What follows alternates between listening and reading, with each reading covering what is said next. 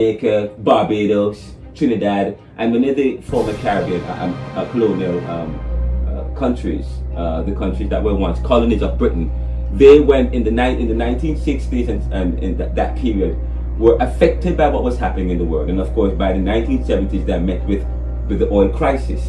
And the oil crisis really affected these countries to the sense that they are vulnerable and they're smaller states. And so, and as a result, they needed money, and they went to they went to the IMF and the World Bank, and they got and that's what we talk about structural adjustment. They created a plan with the WTO and IMF and the World Bank to help vulnerable states as the world moves towards globalization and the world moves towards crossing borders, including the Caribbean islands, because part of globalization is to cross borders. You want to facilitate this crossing of borders, the exchange that takes place between countries. But part of this exchange, there is this unfairness. What is this that creates poverty? What it is that creates inequality? What it is that puts people behind? So when I came to the US, I was interested in that. I wanted to find out, why is it that people in the Caribbean, people in the global south, why is it that their lives are so vulnerable compared to the other countries? And so I wanted it to be more interdisciplinary.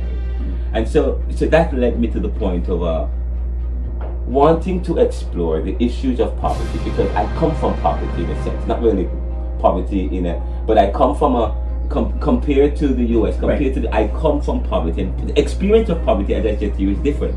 The poverty in the Caribbean that people experience is they have a bucolic society.